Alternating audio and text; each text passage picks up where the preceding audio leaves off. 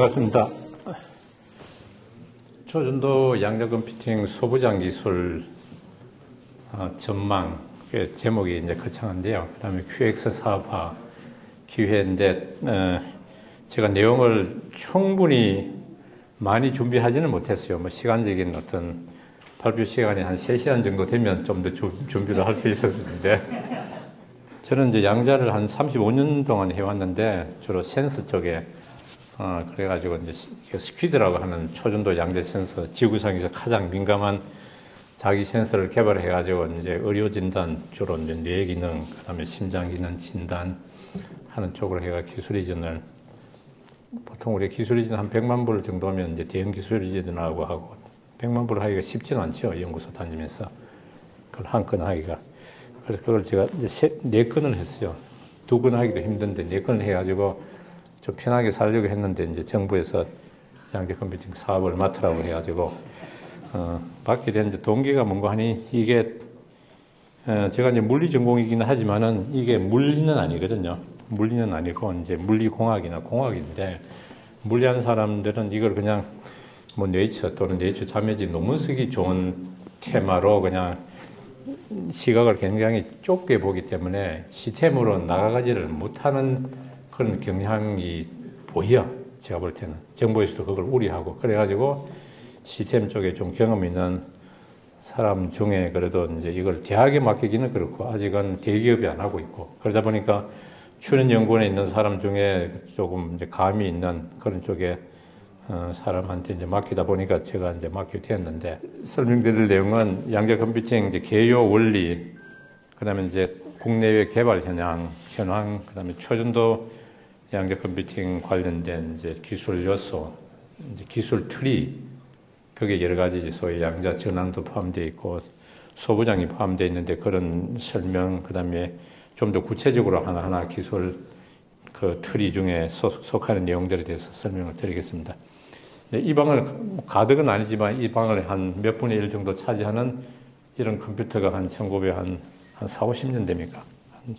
한 3, 40년대 개발을 하고 있었고, 이제 그게 지금 현재 여기까지 왔고, 개인 컴퓨터 입장에서는. 그 다음에 이제 이 개인 컴퓨터, 그러니까 그걸 우리가 노드라고 하든 아니면 이제 CPU라고 하든 그게 뭐 수천 개. 물론 그 전부터 양자 컴퓨터가 개발은 계속 되고 있었는데 2019년 전후로 해가지고 우리나라에는 양자 붐이 불었어요. 물론 저는 35년 전부터 했지만은 외국 같은 경우에는 한 2010년 전후부터 양자 컴퓨터 개발이 이제 시작됐으니까 우리나라는 이제 한 10년 정도 뒤져 있다고 보면 됩니다. 그 중국이나 우리나라, 유럽은 주로 이제 국가에서 이걸 투자를 하고 있고, 미국은 빅테크 기업이 이걸 투자를 하고 있습니다. 웬관이 이게 미래에 이제 중요한 산업적인, 그야말로 이제 돈이 되는 기술이라고 하는 것을 이제 인식을 했기 때문에 미국은 빅테크, 사실은 미국은 디지털 선도국이죠. 유럽은 아날로그 내지는 아날로그 선도국이고, 우리나라가 상대적으로 일본에 비해서 디지털에 앞서 있고, 일본은 아날로그가 강하고, 그런 개념처럼. 미국은 빅테크가 빅테크 기업들이 주로 이걸 선도하고 있고, 그런 거고, 그 다음에 국방이나 안보 측면에서 중요하다. 그래서 미중 간의 반도체 그 갈등도 있지만 양자 컴퓨터도 그 속에 하나 들어있습니다. 올 11월부터 이제 미국이 그 주요 물자에 대한 그 수출 통제를 했는데, 거기 이제 양자 컴퓨터도 들어있거든요. 우리나라는 전반적으로 자원이 많이 부족합니다. 이제 인력, 역사, 뭐 여러 가지가 이제 부족한데, 그런데 국가적으로 중요한 기술이고, 이제 향후에 무기가 될 수 있는 기술이기 때문에 국가적으로 이걸 재정을, 강제적으로 육성하고 지원하기 위한 법률을 작년에 만들었어요. 올해부터 시행 중입니다. 그러니까 법에 의해서 추진이 되는 이제 기술 개발 사업이 됩니다. 그러니까 매년 얼마만큼 투자가 되고 있고, 그 다음에 그 연구개발 또는 기술개발 결과가 어떻게 되어 있고, 산업화가 어떻게 되어 있고 하는 것을 매년 보고서를 써가지고 이제 그 정부에다가 보고를 해야 돼요. 그리고 올 4월에 양자 이니셔티브를 이제 선언했고 등등 상당히 그 연구개발적인 또는 산업화에 대한 분위기가 좋다고 이제 볼 수가 있고, 맥킨지, 여러분 아시죠? 맥킨지 조사. 맥킨지가 서로 마케팅에 관련된 그런 리포팅도 많이 하고 있는데, 거기서 향후 한 10년 정도 되면 한 수십조 원 정도의 시장이 될 거다는 거고, 이제 통신, 센싱 이렇게 돼 있고, 그 다음에 이거는 이제 하드웨어, 컴퓨터 하드웨어에 대한 시장 규모고, 그 다음에 그거를 이용한 그 간접적인 그 가치를 생각하면 그거에 또 한 100배 정도. 이 무슨 말이냐면 노트북 하나가 한 200만 원 하죠, 보통. 여러분들이 이제 저 같은 경우는 노트북을 가지고 200만 원치의 가치를 우리가 창출하지는 않잖아요. 뭐 적어도 수천만 원, 수억 원 AI 소프트웨어를 잘 개발해가지고 10억에 팔아먹을 수도 있고 등등의 이제 가치를 생각하면 한 100배 정도의 더 큰 가치가 있다. 이제 이런 내용이 되겠습니다. 그 다음에 이제 양자 컴퓨팅 이야기로 이제 서서히 좀 들어가겠습니다. 양자 컴퓨터가 되려면 어떤 물질이든 소자든 간에, 상태의 양자화, 약간 내용이 어려울 수도 있는데, 상태의 양자화, 상태의 중첩, 그 다음에 큐비트 간에 얽힘이 있으면 어떤 물질이든 어떤 소자든 양자 컴퓨팅 소자로 이제 사용이 될 수 있습니다. 상태의 중첩이라고 하는 것은 간단히 보면 이제 에너지의 양자화, 상태의 양자화라고 하는 것은 에너지의 양자화인데, 여기 이제 에너지가 0과 1, 마치 이제 우리 계단처럼, 계단의 중간은 없잖아요. 그래서 바닥 상태와 1의 상태, 이렇게 딱 양자화되어 있는, 이 에너지의 양자인데 사실은 상태의 양자입니다. 또는 이제 뭐 스핀이 업, 다운, 그것도 이제 상태의 양자화죠. 또는 빛의 평광이 오른쪽으로 돈다든지 왼쪽으로 돈다든지, 뭐 그런 거. 그게 다 이제 에너지 레벨의 양자화도 될 수도 있고 상태의 양자화라고 될 수 있는데, 이제 요게 가능하면 1차적인 이제 조건을 만족하는 거고, 또 하나는 상태의 중첩인데, 그러니까 0에서 1로 1000이라고 합시다. 그 올리는데 필요한 에너지가 예를 들어 100이라고 치면 에너지를 한 반쯤 가하면, 대충 50 정도 가하면 0에서 1로 될 확률이 반 정도 됩니다. 0.5라고 하는 것은 존재하지 않고 0이 되기도 하고 1이 되기도 하고, 한 300번 시도를 하면 150번 정도는 0에 있고 150번 정도는 1이 되는 그 0과 1의 이제 중첩 상태, 그게 이제 상태의 중첩이 되고, 그 이따 나머지 설명을 이따 하겠습니다. 그 여러 가지 플랫폼이 있는데요. 이게 광자, 초전도, 반도체 스핀, 그 다음에 중성원자, 이제 이온 트랩이 있는데, 맥킨지에서 역시 그 시장, 그 다음에 투자, 기술적인 내용을 종합적으로 이제 볼 때, 초인도가 이제 앞서 있고, 중성원자, 초인도 같은 경우에는 IBM, 그 다음에 구글, 중성원자는 이제 이런 회사들이 있습니다. 그래서 우리나라에서도, 이제 향후 좀 더 큰 투자를 해가지고 뭔가 실용적인 양자 컴퓨터를 개발해야 되는데, 예타 사업, 이제 지금은 예타 면제 사업으로 바뀌었는데, 양자 과학 기술 플래그십 과제라고 하는 게 내년부터 이제 시작이 될 겁니다. 거기에 들어가 있는 플랫폼이 초전도와 중성원자가 됩니다. 초전도하고 중성원자가 거기 들어있다는 거고, 그 다음에 오늘은 제가 초전도에 관련된 이제 소부장 이야기를 말씀을 드릴 겁니다. 그 다음에 다른 이제 전문가가 광자, 그 다음에 중성원자, 그 다음에 이온에 대해서 설명을 드릴 거예요. 스핀 큐빗, 반도체는 물리적으로는 재밌긴 한데 실용적인 측면에서는 좀 제약이 있고, 그 다음에 또 다이몬드라고 하는 것도 있습니다. 그것도 물리적으로는 재밌지만 실용적인 측면에서는 맥킨지 리포트에도 보면 다이몬드는 실현 가능성이 없다라고 이제 디파인을 해놨어요. 그 다음에 뭐 NMR 방식이라든지 기타 등등이 이제 있고요. 여기 이제 회사들이 보면 그 초인도에는 IBM 있고 뭐 이런 리게티, 구글 등등이 있고, 초인도 회사가 제일 많죠. 그 다음에 중성원자, 이런 이제 이온 트랩, CQC라고 하는 이제 회사가 있는데, 이게 이제 이온 트랩 방식으로는 가장 앞서 있는데, 우리나라 분들은 이제 아이온큐에 대해서 잘 알고 있어요. 왜냐하면 저기 CTO 중에 한 분이 한국인이라서 그런 게 있고, 이게. 그 다음에 초인도를 좀 더 들어가 보면 이제 IBM이 대표적인 초전도 양자 컴퓨팅 회사인데, 물론 구글도 있습니다. 그런데 구글은 판매는 안 해요. 회사 자체적으로 양자 컴퓨터를 만들어가지고 이제 어플리케이션 소프트웨어를 개발하고 AI에 적용하고 하는 일만 자체적으로 쓰고 있고, 판매는 하지 않습니다. IBM은 이제 판매를 하고 있어요. 현재 한 대 수백억, 뭐 천억에 가까운 그 비용으로 12대가 좀 판매 설치되어 있고, 현재 한 서너 대가 지금 이제 준비 중이고, 한국에 있는 이제 인천의 수성도의 연세대학교 이제 본교에 지금 설치 중입니다. 지금 설치 중입니다. 몇 달째. 올 연말쯤이면 이제 설치가 완료가 돼가 서비스를 할 것 같아요. 여기 보면 한 2016년 전후로 5큐빗, 그 다음에 16, 20, 53 하다가 이제 여기 27, 2년 전에 이제 127, 작년에 150, 133 이렇게 쭉 발달이 되고 있고요. 큐빗 수가. 그다음에 그다음에 이제 큐빗 수가 이제 늘어나는 것도 있고, 그다음에 여기 반도체 하시는 분은 아시겠지만 우리가 칩이 단위 면적당 칩 크기가 면적이 커지면 수율이 굉장히 나빠집니다. 그래서 그거를 이제 칩 하나를 크게 하지 않고 칩 어떤 적정한 크기의 수율을 고려해가지고 적정한 칩을 이렇게 옆으로 소위 멀티칩 모듈이라 그럴까, 뭐 그런 방식으로 쓰게 되는데, 이제 그거와 같은 개념을 이용을 해가지고 한 133 큐빗 정도를 몇 개를 이렇게 이웃해가지고 하는 그런 방식으로 좀 쓰고 있습니다. 그래가지고 쭉 큐빗 수가 증가되는 것도 있고, 그 다음에 그 오류 완화라고 하는 기법을 쓰기도 하고, 향후 한 5년 정도 지나면 오류 정정이 이제 도입이 되는 걸로 로드맵이 되어 있습니다. 이거 무슨 개념이냐면, 앞에 제가 설명을 드렸는데, 초전도 뭐 무슨 플랫폼이든지 간에 0에서 1로 만들었을 때 요 1의 상태가 열역학적으로든 아니면 전자기적으로든 안정된 상태는 아니에요. 굉장히 불안한 상태입니다.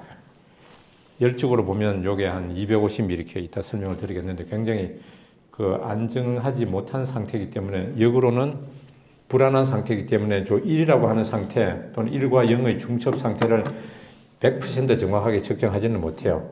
어느 정도 오류를 가지고 있습니다. 그렇다 보니까 그 오류를 어떻게 없앨 건가? 오류가 없으면 양자 컴퓨터가 아닙니다. 역설적으로 반드시 양자 컴퓨터는 오류를 가지게 돼 있어요. 왜냐하면 워낙 미약한 에너지를 다루기 때문에. 요는 그 오류를 얼마만큼 줄일 것인가, 신호 처리를 위해서 줄이는 방식이 있고, 그게 거기 오류 완화라고 하는 기법이고, 그 다음에 오류만을 재기 위한 주변의 기준 채널이라고 할 수도 있고 보초 채널이라고 할 수도 있습니다. 요 채널을 하나를 계산에 사용이 된다면 요 주변에 오류만을 재기 위한 채널을 큐빗을 몇 개를 이용을 해가지고 오류만을 디텍트해요. 요 큐빗은 계산에만 사용을 하고, 그래서 오류를 디텍트해가지고 오류를 측정을 해가지고 오류를 요 계산 결과에 이제 실시간적으로 계속 반영을 하는 방식이 있습니다. 그게 오류 정정인데, 그렇게 되면 이제 아주 정확한 계산을 요하는, 이를테면 이제 소인수 분해라든지 암호를 찾는다든지 하는데 오류 정정이 사용될 수도 있고, 그 전에 최적화라든지 뭐 시뮬레이션 같은 경우에는 약간의 오류가 있어도 경향을 우리가 최적 솔루션 근방을 찾으면 되니까, 그런 경우에는 오류 완화 정도로도 이제 우리가 사용을 할 수가 있습니다.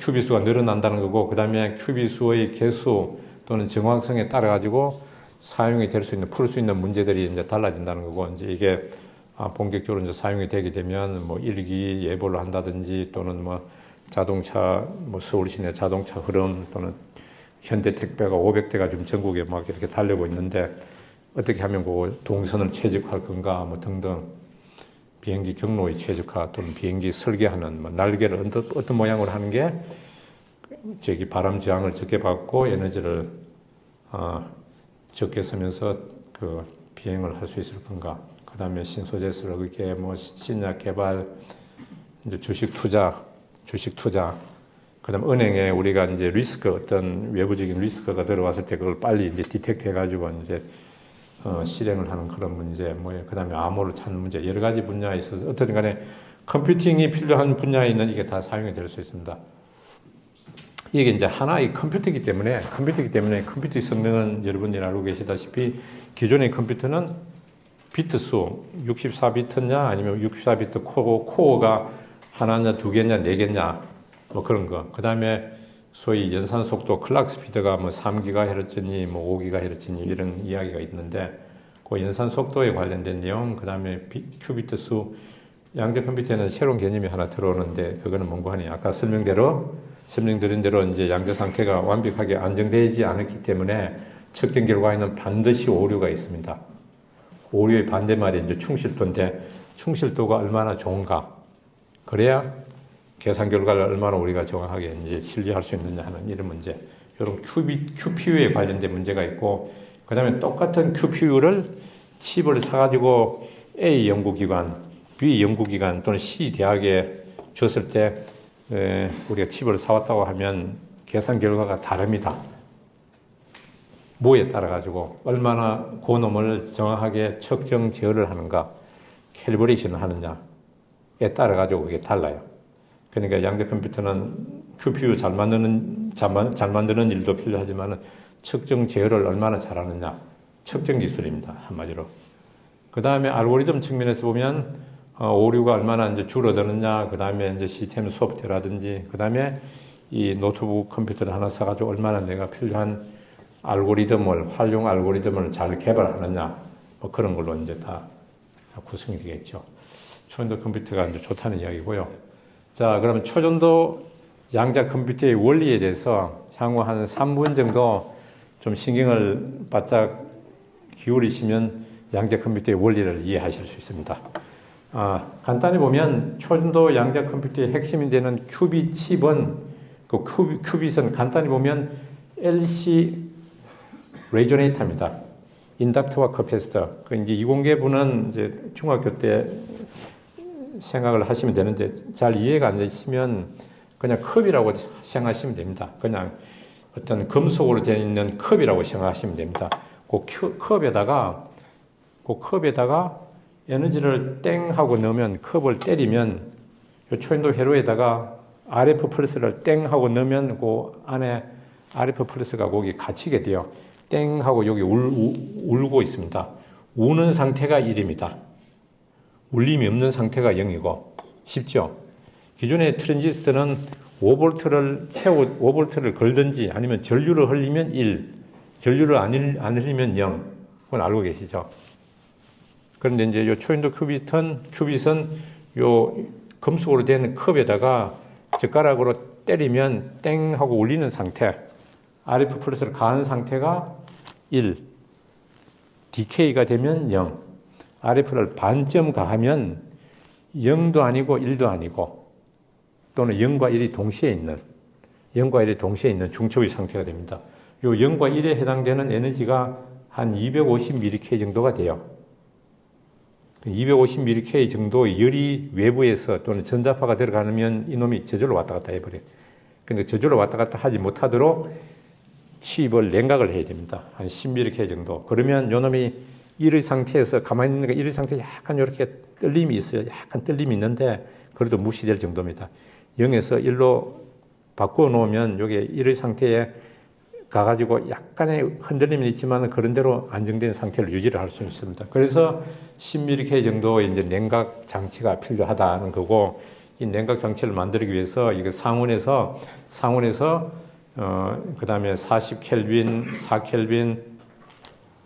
4켈빈, 그 다음에 1켈빈, 0.1K, 0.01K 이렇게 되어 있습니다. 그 다음에 요 큐빗에다가 RF를 걸고, 그 다음에 큐빗의 RF 상태를 측정하기 위한 회로들이 이제 이렇게 구성이 되어 있습니다. 기존의 트랜지스터 우리 그 컴퓨터에 있는 회로는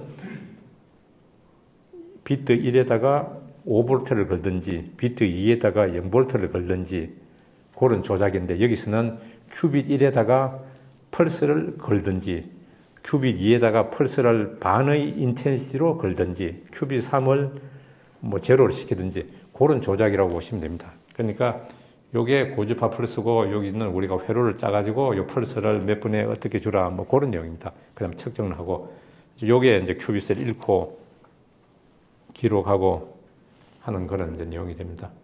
조금 더 들여다보면요, 이렇습니다. 자, 큐빗이 인덕터와 커패시터로 이루어진 종이라고 제가 말씀을 드렸죠. 공명기인데, RF 플러스를 딱 하면 요놈이 0이기도 하고 1이기도 하고 0과 1에 이제 중첩이 되기도 하고, 예. 그럼 초전도를 왜 쓰느냐? 초전도를 왜 쓰느냐 하면은 아까 0과 1에 해당되는 에너지 차이가 한 250mK라 그랬잖아요. 초전도를 유지하기 위해서 10mK로 냉각을 하는 게 아니고, 그러니까 초전도가 상온이 되더라도, 우리 실온에서 초전도가 되더라도 냉각은 10mK로 해야 돼요. 가끔 유튜브나 이런 뭐 어떤 교수들이 나와서 상온 초전도가 되면 상온에서 초전도 양대 컴퓨터가 된다는 이제 이야기를 하는데, 그건 아니고요. 초전도가 되더라도 냉각은 쉽게 됩니다. 상온에서 초전도가 되더라도 냉각은 10mK 정도로 시켜야 돼요. 그럼 초전도를 왜 쓰느냐 하면은, 초전도는 저항이 없거든요.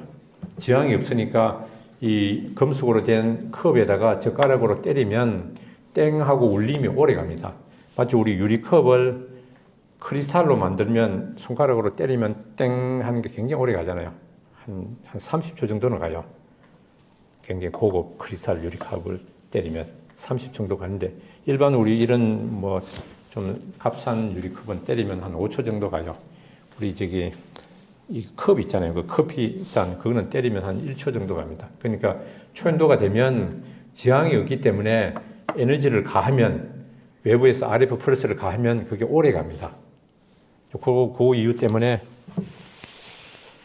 그 이유 때문에 이제 초연도를 쓴다는 거고, 그 다음에 냉각을 하는 거는 그 에너지 때문에, 0과 1에 해당되는 에너지 때문에 냉각을 한다는 거고, 요게 컵인데, 금속으로 된 컵에다가 땡 하고 때리면 0이 되기도 하고 1이 되기도 하고 0과 1의 중첩이 되기도 하는데, 또 다른 컵에다가 또 때리면 요것도 0과 1이 됩니다. 그런데 여기에 해당되는 주파수와 여기에 해당되는 주파수가 달라요.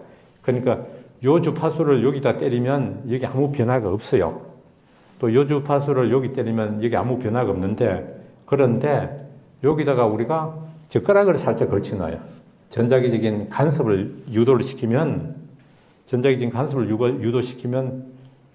요 주파수에 해당되는 신호를 여기다가 때리면 여기에서 여기에 상태를 바꿀 수 있는 그런 현상이 일어납니다. 거꾸로 요 주파수를 여기다 때리면 요 인터랙션, 상호작용을 통해 가지고 여기에 바뀌어요. 그런데 여기에 0일 때는 요거를 여기 가하면 여기 안 바뀌는데, 여기 1일 때는 요놈 주파수를 여기 가하면 여기 바뀝니다. 그러니까 0일 때는 안 바뀌고 1일 때는 바뀌고, 우리 기존의 디지털 회로에 보면 이제 XOR 게이트라고 하는 게 있습니다. XOR 게이트, 익스클루시브와 정확하게 그거하고 같은 게이트를 여기 만들 수가 있어요.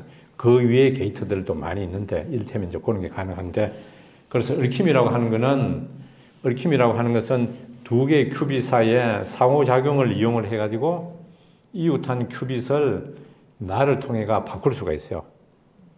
내가 1일 때만, 내가 0일 때는 나를 통해서 이웃한 큐빗을 못 바꾸는데, 거꾸로 이놈이 1일 때는 나를 조절하기 위한 주파수를 가하면 이놈이 1일 때는 내가 바뀌고 여기 0일 때는 내가 안 바뀌어요. 그런 걸 이용해가 우리가 CNOT이라고 하는 기존의 XOR 게이트라고 하는 그런 걸 이용할 수가 있고, 그 다음에 어떻게 일렀냐 하면, 여러분들은 슈레딩거 고양이 이런 게 유튜브에 무슨 이야기가 나올 텐데, 요 큐빗이 이게 크면, 우리 에밀레종 정도로 크면 땡 하고 움직일 때 내 손가락 갖다 대도 에밀레종의 상태가 바뀌진 않은데, 요 컵이 커피 가루보다 적어요. 울리고 있는데 내가 손을 갖다 대면 커피 가루가 죽어버리겠죠. 그래서 직접적으로 잃지는 않고 요 큐빗하고 전자기적인 상호작용을 약하게 하는 또 다른 종을 하나 만들어요. 요 놈의 종의 주파수가 요 놈이 0이냐 1이냐에 따라 바뀝니다. 그러니까 요 놈의 주파수만 우리가 잃고 있으면 요 놈이 0인지 1인지 알 수 있어요. 이해되시죠? 네, 그런 방식을 씁니다. 여기 요 놈의 또 큐빗 상태를 간접적으로, 직접적으로 측정하면 커피 가루만한 종이 죽어버리니까, 뜰림이 죽어버리니까 간접적으로 요 놈의 주파수를 읽으면 요 놈이 0인지 1인지 알 수 있어요.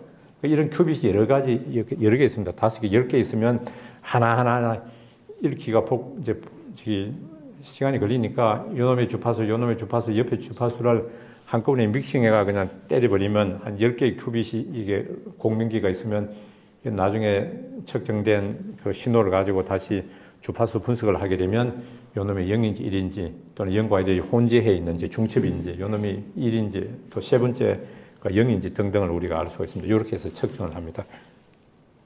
실제로 이제 요거 하나의 치마 보면 여기 큐빗 하나만 있다고 보면 이런 모양입니다. 여기 보면 요게 이제 조셉슨 접합이고 너무 작아서 잘 안 보이는데 여기 이제 접합, 여기 접합이고 요 좀 길쭉한 박스가 커패시터입니다. 그러니까 뭔가 하니 요게 LC 인덕터 커패시터 레조네이터입니다. 그 다음에 요걸 조작하기 위한 이 선이 여기 안테나가 있고 요게 이제 공명기 위에 있는 요 공명기가 이렇게 돼 있고 읽기 위한 선이 이렇게 되어 있습니다. 읽기 위한 게 아주 간단합니다. 아주 간단합니다. 구조적으로 보면. 전자기 회로 또는 전자공학 하시는 분 입장에서 볼 때는 이것만 보면 아주 쉽죠. 아주 쉽죠. LC 레조네이터가 있고 이웃한 큐빗 사이에 LC 카플링이 일어나고 그 다음에 요놈의 상태를 간접적으로 LC 카플링을 통해 가지고 요놈의 공명 주파수를 읽으면 된다. 전자기적으로 보면 아주 쉬운 회로가 됩니다. 그래서 좀 더 빨리 진행하겠습니다. 이제 이 QPU가 있고, 그 다음에 이걸 냉각하기 위한 기술, 그 다음에 신호가 워낙 약하기 때문에 양자 한계 정폭기 기술, 그러니까 양자 역학적인 측정 한계까지의 미시한 신호까지 잴 수 있는 정폭기, 그 다음에 노이즈 차폐, 열 차폐, 그 다음에 이제 들어가는 신호, 나오는 신호를 이제 필터링 하는 기술, 로패스 필터링, IR, 적외선 필터링, 그 다음에 여기 들어가는 고주파 부품, 이렇게 배선, 큐비트 설계 제작하는 기술, 그 다음에 3차원으로 이제 적층하는 기술, 그 다음에 패키징, 이런 등등, 그 다음에 고주파 회로에 관련된 이런 전반적인 기술들이 이제 양자 소부장에 해당되는 이제 내용이 되고요. 실물을 보면 요 통 안에, 요 안에 보면 10mmK가 있고 이 안에 이제 여러 겹의 열차폐가 있습니다. 열차폐 통이 있고 여기다가 큐빗에다가 고주파를 주고받고 기록을 하고 이제 그 다음에 측정을 하기 위한 그런 이제 회로가 있고요. 이 속을 보면 이와 같은 이제 이 QPU 소위 패키지가 있고 이 칩이 있습니다. 여기 Y 본딩을 해가지고 사용을 하게 되는데 이거는 이제 실리콘 웨이퍼에다가 만들어가지고 다이싱을 해가지고 이제 여기 붙여가지고 Y 본딩을 해서 쓰게 됩니다. 요 이제 칩 하나 여기 20큐비트 칩인데 여기 한 15mm 곱하기 15mm 정도 이제 칩이 됩니다. 여기 한 4인치 웨이퍼 정도가 되면 한 9개 정도가 만들어지게 되죠. 이게 이제 전체 이제 소부장의 구조가 되겠습니다. 저 연구소에 좀 이제 20큐비트 하나, 20큐비트 3개, 20큐비트 하나를 이제 측정할 수 있는 셋업이 지금 돼 있어가지고 20큐비트를 좀 5개를 좀 측정하고 테스트를 하고 있고 또 20큐비트 2개 정도를 이제 여기 테스트하기 위한 그런 냉동기가 설치가 돼가지고 곧 또 칩 테스트를 이제 시작을 하게 됩니다. 왜 이렇게 냉동기가 많냐 하면은 요 제작 공정 자체는 간단한데 그 큐빗 주파수를 원하는 주파수로 정확하게 세팅이라 그럴까 포지셔닝 하는 게 기술적인 난이도가 있습니다. 그러다 보니까 냉각을 시켜가지고 이제 측정을 쭉 하고 여러 가지 특성 평가를 해가지고 성능이 나쁘면 다른 칩으로 이제 대체를 하고 충분히 우리가 괜찮다고 생각이 되면 그 순간부터 요 놈은 양자 컴퓨터가 되는 겁니다. 그래가지고 이제 우리 자체적으로 계산도 하고 외부에 클라우드에 연결하는 그런 구조로 되어 있습니다. 기술 트리, 퀀텀 트리를 이제 좀 작성을 하고 있는데 아까 그 홍 팀장님 말씀하셨는데 초전도 중성원자 이온입니다. 이온 트랩, 그 다음에 광자에 대해서 소위 소부장 기술 트리가 어떻게 되어 있는가. 그 다음에 이제 이거를 제작하는 국내 기업이 어떤 기업이 기존에 있을 수도 있고 전환해야 될 기업이 있을 수도 있고 그런 캔디데이터. 그다음에 외국의 기업은 어떤 소위 경쟁자가 되겠죠. 경쟁자가 있는지. 그 다음에 국내 전문가. 그 다음에 마켓이 어떤가. 뭔가 이게 이제 중요는 한데 마켓이 적다든지 중요하지 않은데 마켓이 큰다든지 이런 경우도 있을 수 있으니까. 그래서 한 예로 이제 초인도 같은 경우를 이제 보면 이게 아직 완성된 상황은 아닙니다. 좀 이제 아직 제작하고 작성하고 있는 상황인데 초인도 같은 경우에는 보면 이제 도핑이 안 돼 있는 P-타입, N-타입 도핑 안 돼 있는 고비지항 실리콘 웨이퍼. 그 다음에 이제 케이블 같은 경우에 여러 가지가 있는데 초인도 케이블, 그 다음에 카파니켈 케이블, 또는 이제 스테인리스 스틸 케이블. 여기도 보면 이제 동축 케이블이 있고, 동축 케이블은 아시잖아요. 케이블 하나하나가 있고, 그 다음에 거기 커넥터끼리 이제 이렇게 토크렌치로 하나하나 조는 방식의 이제 그런 동축 케이블이 있고, 그 다음에 그게 큐빅 수가 많아지면 케이블이 쓸 수 있는 주어진 면적 안에 냉동기 안에 넣을 수 있는 그 케이블 개수가 한정이 되다 보니까 플랫 케이블 또는 고밀도화 해야 됩니다. 고밀도화. 나머지도 그렇습니다. 고밀도화 해야 되는 거. 그 다음에 또는 커넥터와 케이블이 일체화된다든지 또는 케이블 속에 수동 소자 부품을 집어넣는다든지 그런 게 가능하고 그 다음에 이제 어테뉴에이터 안에 이제 어테뉴에이터가 많이 들어갑니다. 이제 어테뉴에이터가 많이 들어가고 그 다음에 아이솔레이터 그 다음에 이제 IR 필터, 적외선 필터 또는 로페스 필터, 뭐 디렉셔널 카플러 이런 것들이 이제 다수가 들어가고요.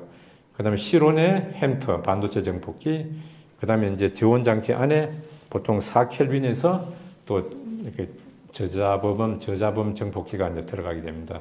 그 다음에 초전도 정폭기, 그야말로 잡음이 아주 적은 초전도 정폭기가 필요하게 되고, 그 다음에 현재는 우리가 이제 RF를 주고받는 회로들이 실온에 있습니다. 실온에 이만한 이제 랙 안에 이제 설치되어 사용되고 있는데, 그거를 요 손바닥만한 칩에 넣어가지고 안에 집어넣는 그 크라이오 시모스 기술이 있을 수도 있고, 그거를 이제 초인도로 하는 방식도 있고, 자기 차폐, 자기장 잡음 차폐, 근데 상온에 이 통 껍데기를 이제 차폐하는 것도 있을 수 있고, 그 다음에 이제 극조온에 칩이라든지 극조온 이제 이 실드에 차폐하는 거, 그 다음에 QPU 이제 칩이죠. 핵심이 되는 이제 양자 컴퓨팅 소자 칩을 설계하는 기술, 제작하는 기술 또는 3차원 측정하는 기술, 패키징, 아까 보신 이런 그 패키지를 어떻게 잘 설계해가지고 거기 옆에 채널끼리의 간섭을 줄이느냐.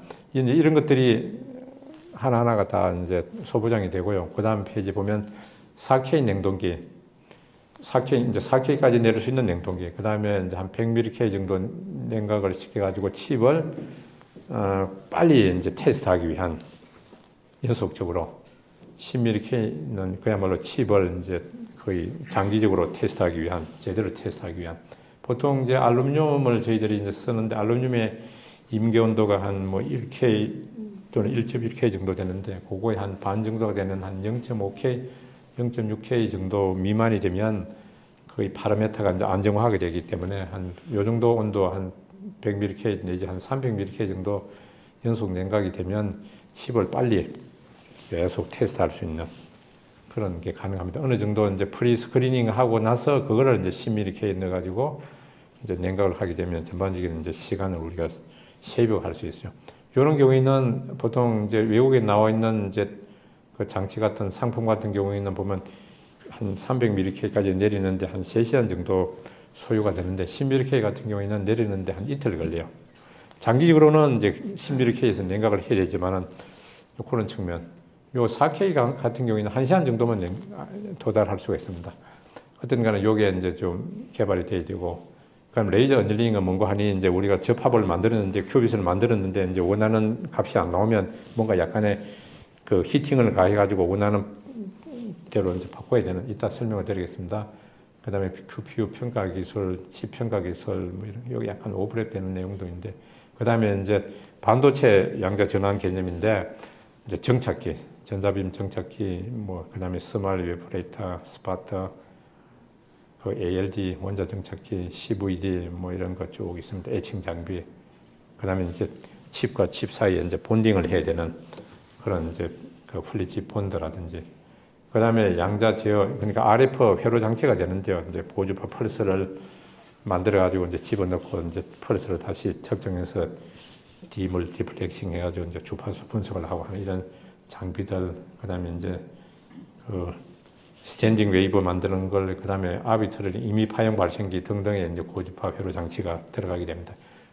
일단 큐빗 구조는 간단합니다. 그러니까 공정을 보면 일단 기판 클리닝을 하고 포토리소그라피 하고 뭐 방막을 정착을 하고 이제 뭐 에칭을 하든 리프트오프를 하고, 그 다음에 전자빔 리소그라피를 이용해 가지고 이제 서브마이크로, 또 보통 한 100나노 곱하기 200나노 정도의 면적을 갖는 접합을 우리가 이제 그 패터닝 하기 위해서 이빔 이베포레이터를, 이빔 리소그를 쓰고 정착을 합니다. 물론 이제 현재 반도체처럼 여러분 아시는 메사 구조라고 해가지고 그 정선을 만들어가지고 에칭해내고 뭐 위에서 절연시키고 또 평탄화시키고 또 그런 걸 할 수 있습니다만은, 촌조 같은 경우에는 그렇게 제작을 하게 되면, 메사 구조를 제작하게 되면 에칭하는 계면에 소위 이제 원자들의 데미지가 있어가지고 그 큐빗의 그 코헤런스 타임이라고 하는 게 있는데 성능이 좀 나빠져요. 그러다 보니까 가급적이면 그 데미지를 줄이기 위해서 그냥 아주 1970년대 개발된 기술을 지금 쓰고 있습니다. 아주 재래식 기술을 쓰고 있습니다. 그래서 요게 이제 접합이고요.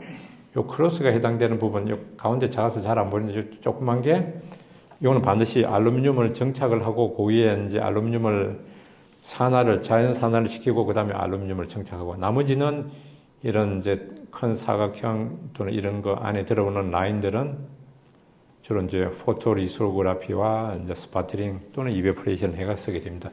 나머지 이 주변은 다 그라운드입니다. 이제 요게 이제 요 한 파트를 보여드리고 있는데요. 이런 것들이 다 그라운드고, 요 노란색으로 보이는 건 다 그라운드로 보시면 됩니다. 그럼 요 안에 이제 조그만 거, 약간 진한색, 그런 것들이 다 초인도 재료라고 보시면 됩니다.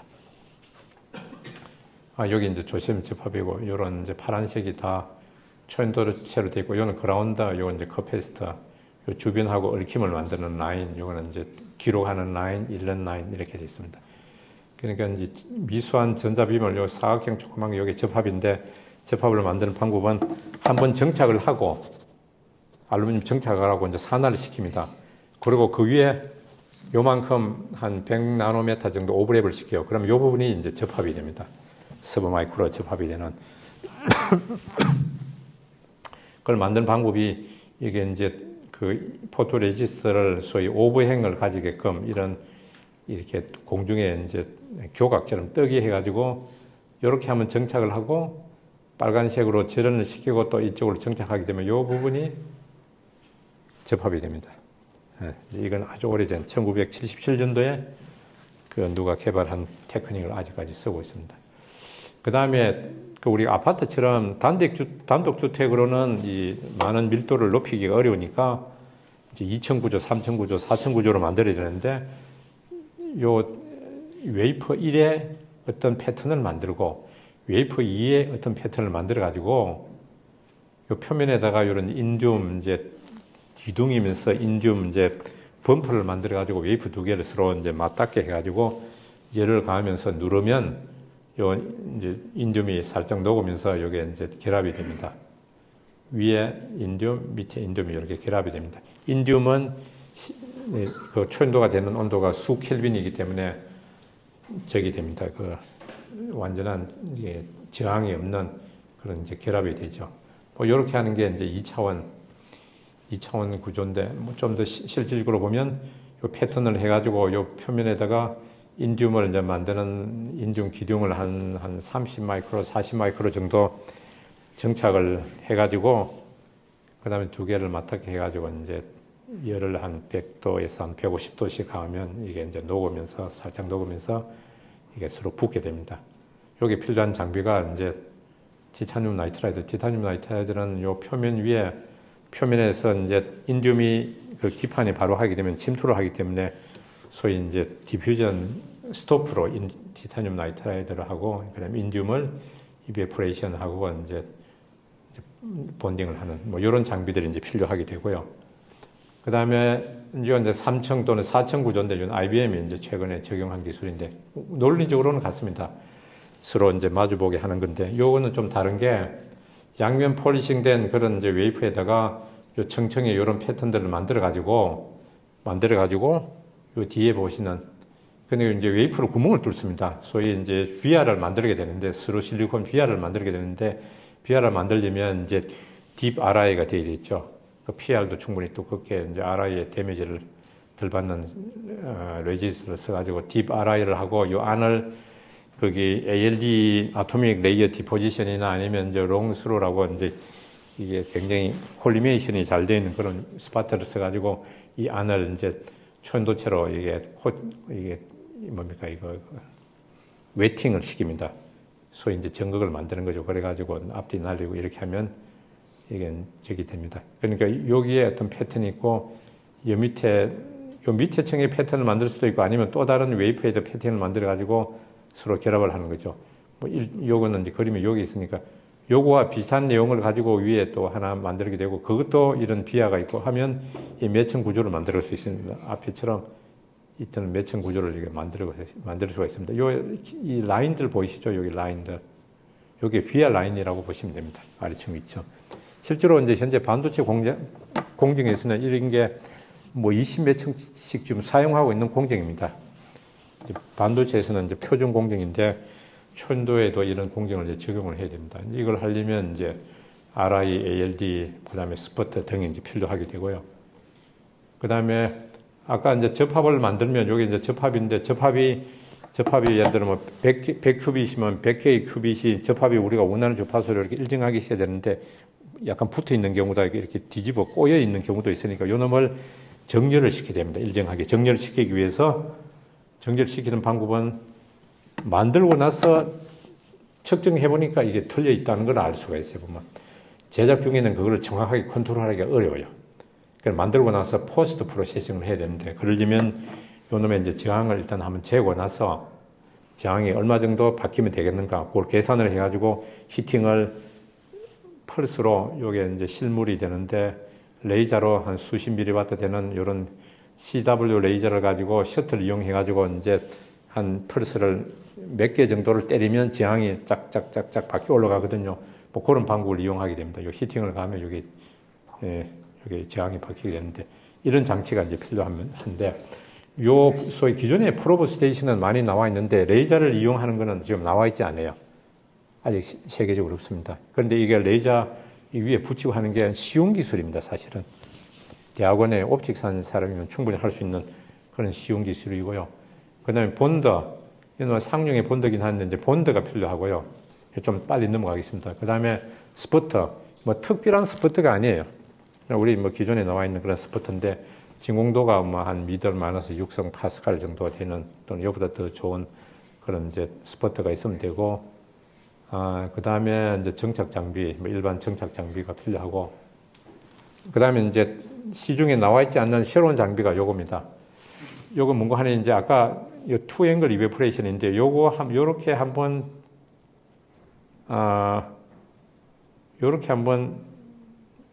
정착을 하고 또 두 번째 흰 부분 정착, 그러니까 두 번 정착한 거예요. 두 번 정착한 건데 뭐 원리적으로는 간단해요. 일단 웨이퍼를 두고 웨이퍼를 한번 틸트를 시키고 정착을 하고 그 다음에 웨이퍼를 또 이쪽 방향으로 반대 방향으로 틸트를 하면 돼요. 물리적으로는 아주 간단합니다. 근데 이런 장비가 한 6인치 웨이퍼 들어가는 장비가 10억 원 정도 해요. 상당히 비쌉니다. 뭐 이런 거를 이제 개발하는 것도 이제 비즈니스 모델이 될 거고, ALD는 이제 뭐 초인도 쪽에 사용이 되는데 이것도 기존에 있는 거를 그냥 뭐 거의 그대로 사용하면 돼요. 특별하게 뭐 변형을 해야 될 필요가 있는 건 아니고, 이제 PCVD도 그렇고요. 근데 단지 여기 이제 PCVD인데 온도가 너무 높으면 안 돼요. 너무 높으면 이 회로 패턴이 좀 이제 열산화를 일으키기 때문에 그래서 온도를 낮으면서 좀 덴스한 유전율이 높은 그런 방막을 만들 수 있는 그런 기술이 필요하고 뭐 ICP RI 그다음에 딥 RI. 우리나라는 이제 마스크 라이너 지금 만드는 회사가 저쪽 있긴 있는데 품질은 잘 모르겠고 그다음에 그 마스크 없이 스모 마이크로 할 수 있는 뭐 그런 소위 레이저 라이터 같은 게 있으면 좋은데 아직 국내는 있는지는 잘 모르겠습니다. 이런 것도 이제 필요한데 초인도만을 위해서 뭐 이런 거를 한다는 거는 이제 뭐 시장이 작아서 어렵기는 한데 앞에 투앵글 이베프레이션이라든지 뭐 그런 일부는 초인도에만 한정이 되는 새로운 이제 마켓이 될 수 있고 기존의 이제 장비들은 뭐 그냥 그대로 초인도 쪽에 바로 이제 적용이 될 수 있는 그런 장비가 됩니다.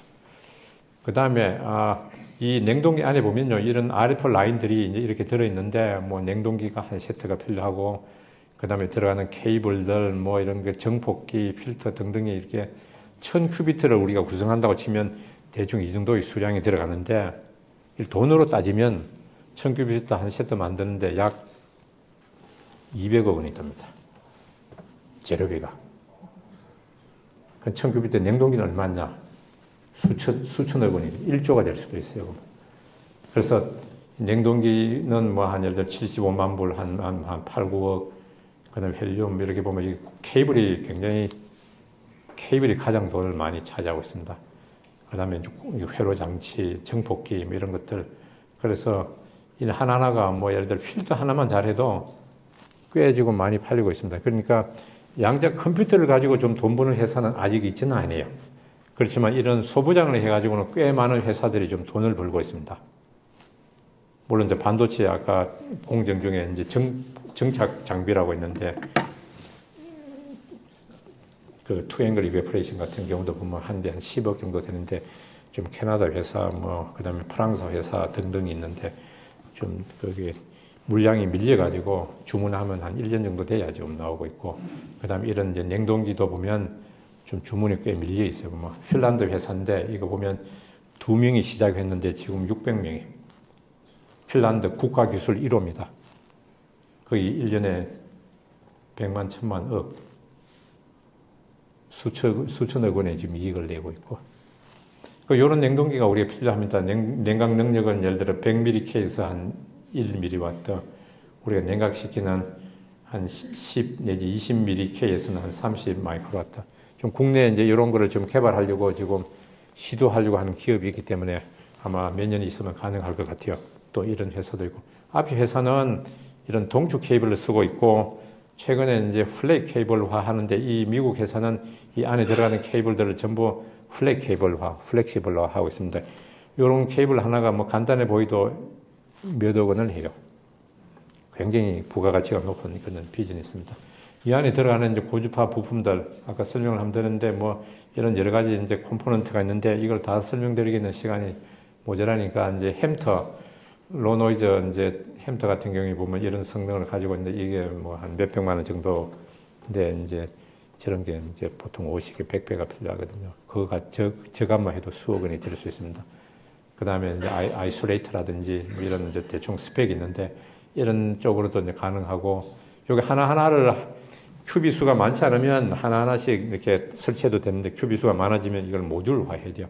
소형화가 핵심입니다. 개개의 성능을 조금 희생을 시키더라도 소형화를 하고 이 소비 전력을 줄이는 게 이제 필요하게 되고요.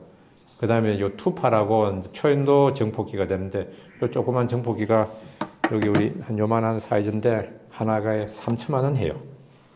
3천만 원. 예, 충분히 이제 부가가치가 높은 이런 비즈니스가 된다는 이야기고요. 그 다음에 이제 초연도 케이블.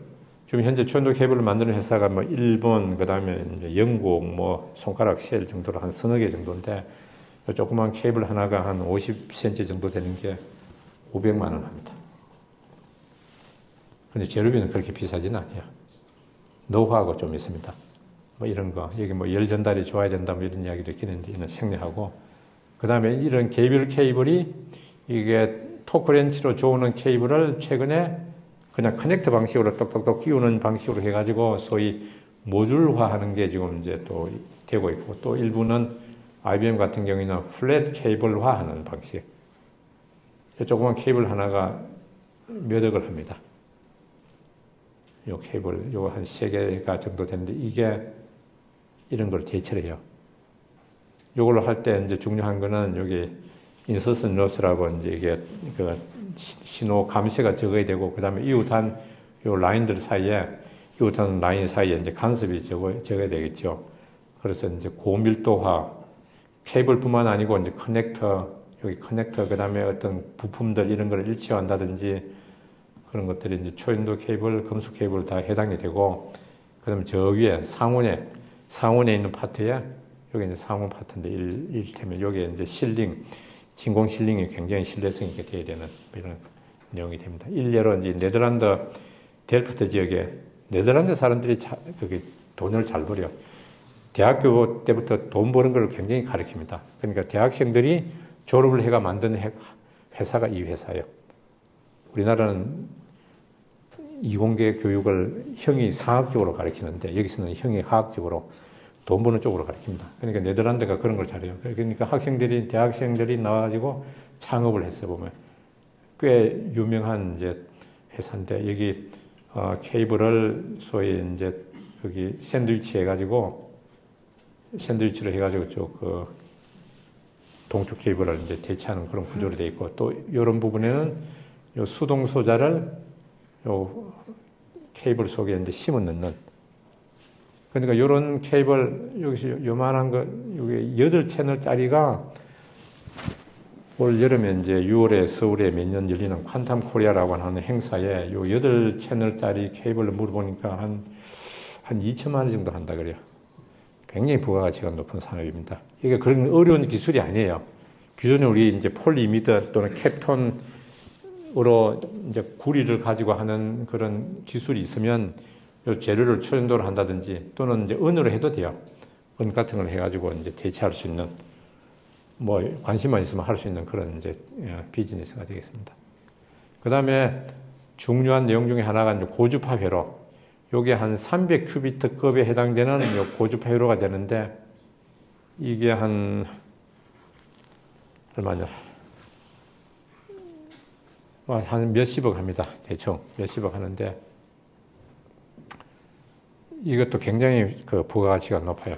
근데 요거에 관련된 거는 보면 이제 고주파 신호를 스탠딩 웨이버, CW로 만드는 파트, 그 다음에 이미 파형을 만들기 위한 파형을 만드는 이제 DA 컨버터라든지, 그 다음에 펄스를 이제 거기 신호를 측정해가지고 그거를 다시 주파수를 분리해 나가는 일이라든지 그런 등등의 기능들이 있는데, 지금 스위스, 이스라엘, 미국, 네덜란드 등이 이제 이 시장을 좀 장악하고 있고요.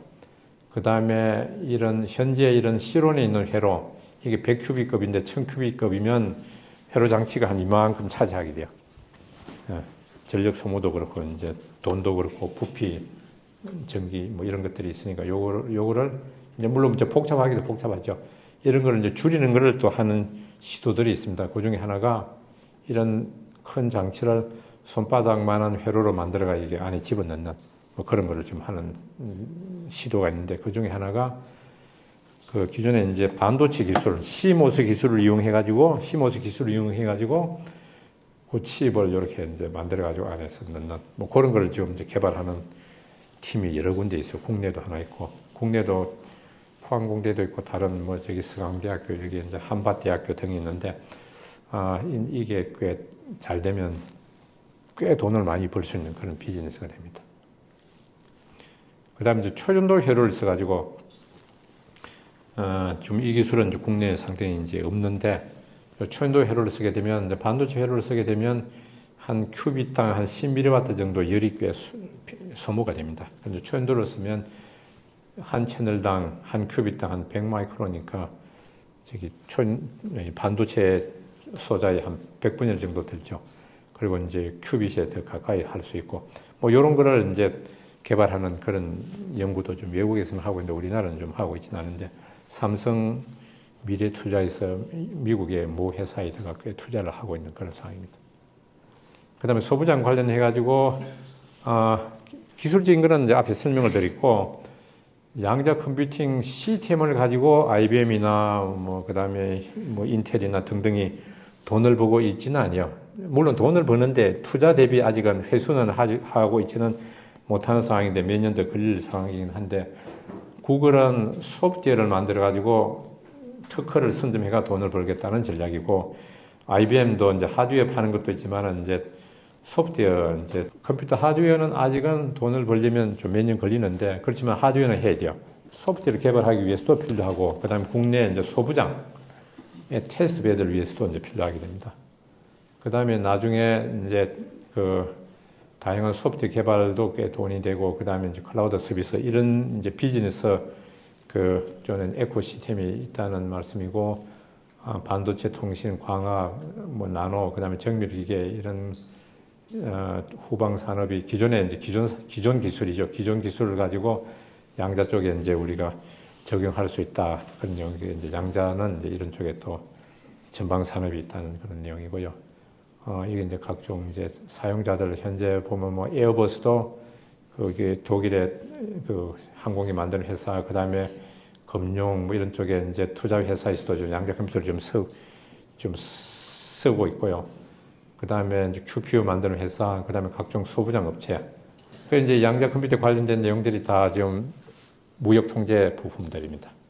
반드시 우리가 이제 확보해야 될 내용이고, AI 반도체, 첨단 바이오와 더불어 양자가 이제 차세대 게임 체인저 기술 세계 중에 하나에 좀 선정돼 있고, 우리가 빨리 추격해야 될 기술, 그러니까 컴퓨터 그다음 QPU를 빨리 만들어 가지고 빨리 추격해야 될 기술도 있고, 그다음에 이제 대부분의 여기에 관심이 있을 분들이 소부장은 우리가 세계 최고 수준으로 갈 수가 있어요.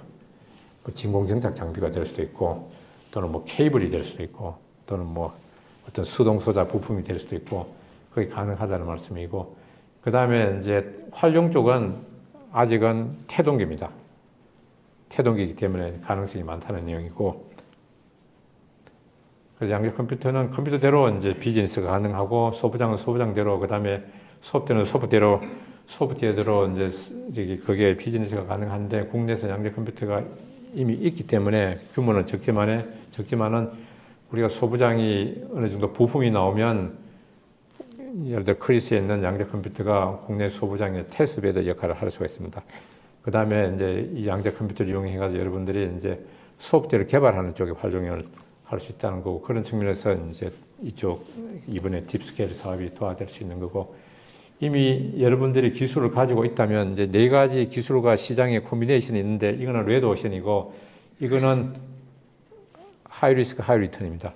그러니까 기존의 기술을 가지고 신시장에 들어가는, 이게 이제 양자 전환인데, 양자 전환 기술인데, 이게 거기 기존의 기술을 가지고 있기 때문에 거기서 어느 정도 캐시 카우가 나오기 때문에 양자에 올인하는 상황이 아니기 때문에 충분히 이제 회사는 유지를 하면서 신시장을 어느 정도 이제 우리가 뺏어올 수 있는, 돈을 벌 수 있는 그런 기회가 됩니다. 양자 컴퓨터 관련된 산업화가 아직은 이제 초기고 여러 가지 기회가 있다, 이제 이런 내용이고요. 시간 관계상 이 정도로 하고, 혹시 질문이 있으면 나중에 이메일로 질문을 주시고,